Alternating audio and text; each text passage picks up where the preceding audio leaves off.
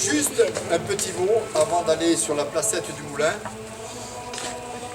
Devant aujourd'hui, nous avons l'honneur et le plaisir d'inaugurer pour la première fois, je pense, dans le comté de Nice, une placette donc au nom des Barbets.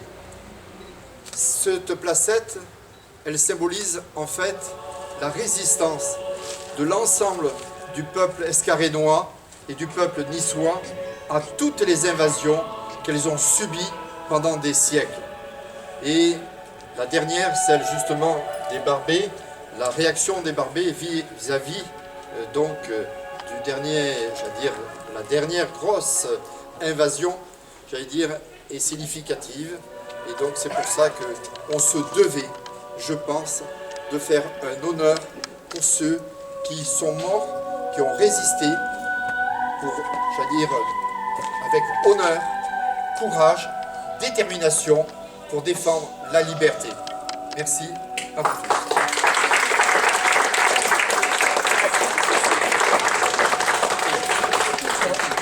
Bon, rendez-vous au Moulin alors. Non, rendez-vous.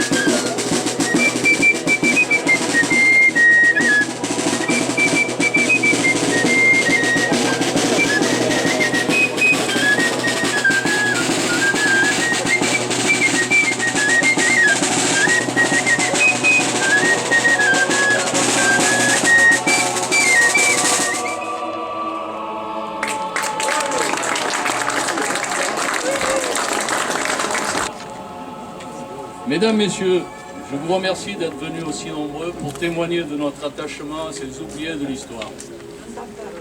On n'entend pas?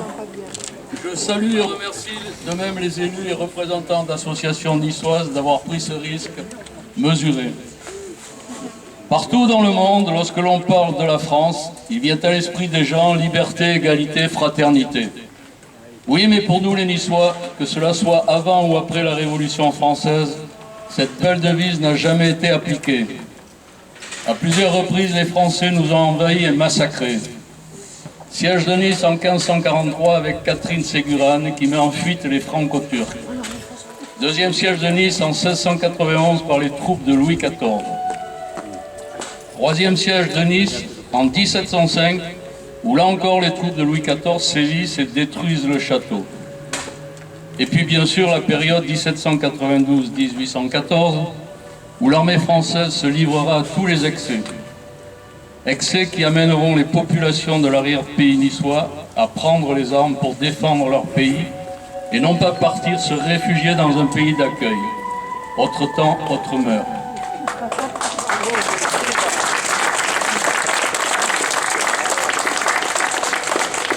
Ce sont les Barbets que nous voulons honorer aujourd'hui en dévoilant cette plaque commémorative de leur sacrifice. Certains diront qu'ils ne sont pas tous couchés sur ce marbre. En effet, il ne figure ici que les Barbets du canton Bévérat-Roya, exécutés en place de Nice, que nous avons pu retrouver dans les papiers du général Garnier, avec notre héros local François Fulconis dit Lalin, le plus célèbre d'entre eux. On ne peut parler des Barbets sans évoquer entre autres le nom des historiens Michel Yaffelich et Henri Sapia. Michel Yaffelich, que nous avons le plaisir d'accueillir chez nous aujourd'hui et qui donnera une conférence sur les Barbets cet après-midi à 14h30 ici au Vieux Moulin. C'est Henri Sapia, natif du Touet de l'Escarène et fondateur de la revue Nice Historique, qui le premier s'est intéressé à ces oubliés de l'histoire. Sapia était un précurseur dans le domaine de la méthodologie historique et il a même pu recueillir des sources orales, notamment sur notre héros local, Lalin, entrevu comme un véritable bandit d'honneur. La légende nous dit qu'il se cachait des troupes françaises dans les Clus, tantôt en Barmadeire, tantôt à Sainte-Brigitte. Une lettre du général ministre de la guerre nous dit comment l'ami Scission le tua d'un coup de fusil pendant son sommeil. Et vous l'avez peut-être déjà appris par le Nice matin de mercredi. Son cadavre fut descendu à l'Escarette et cloué de la demeure de sa terre, avant que son corps ne soit traîné à Nice, mutilé et débité en morceaux pour y être exposé sur ordre du général Garnier. C'étaient les valeurs sans doute que la France nous amenait pour nous convaincre des bienfaits de la Révolution.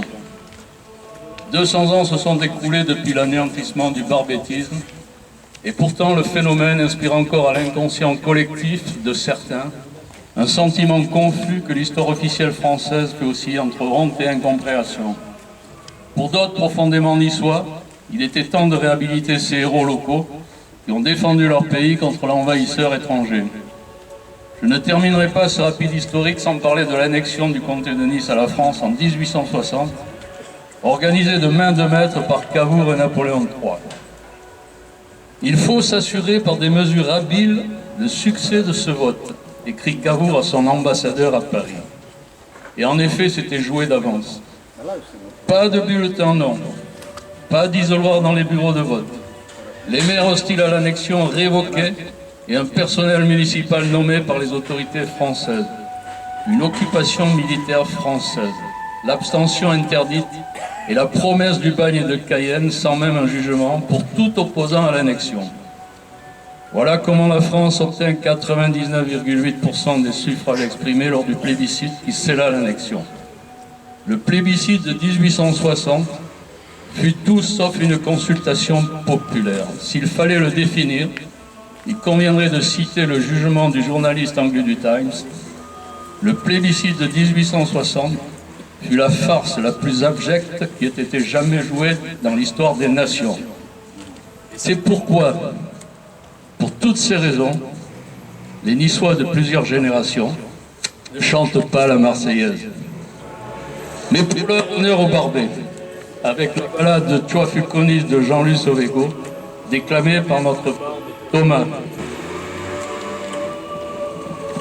La balada di Tua Fulconis che lo suonavano la lente, tanda oltre sus la brua son patis in gloria.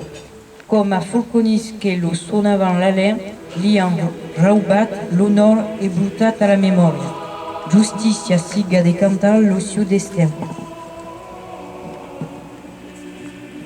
La balade de François Fulconis, qu'on appelait l'Alain, tant d'autres sur la crête sont partis glorieux, comme Fulconis qu'on appelait l'Alain.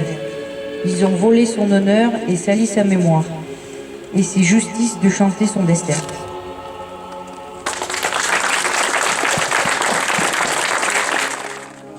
Lourde tâche aujourd'hui, en tant que premier magistrat d'une commune française, de venir rendre hommage à ceux et celles de notre terroir, morts pour sa défense et ses valeurs contre l'État français, de 1792 à 1800.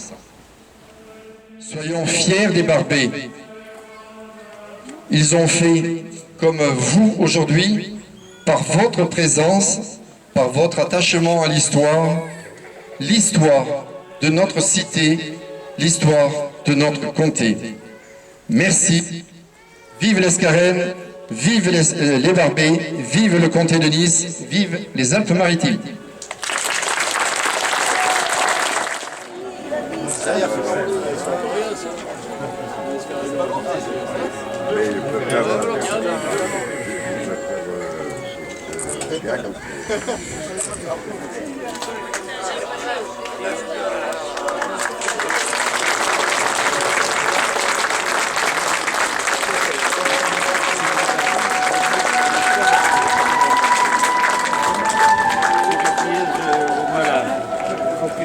Le Seigneur bénisse leur repos éternel au nom du Père, du Fils et du Saint-Esprit. Amen. Et vous tous ici présents, que Dieu vous bénisse, vous protège de tout mal. In nomine Patris et Filii et Spiritus Sancti. Amen. Monsieur le maire, merci. Et regarde, ça fait du bien. Comment ça se passe faire le... Une carte quoi Normalement,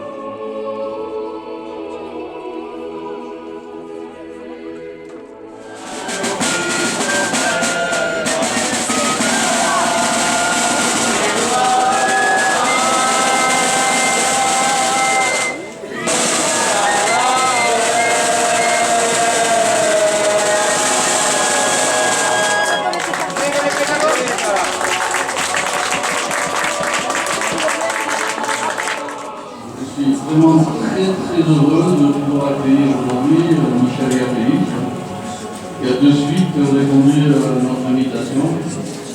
Et il faut remarquer qu'il est l'auteur de plusieurs ouvrages, et notamment Barbet, qui est, à mon avis, le meilleur ouvrage qui ait jamais été écrit sur les Barbet.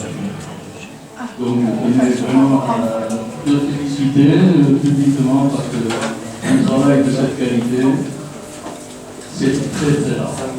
Je te remercie.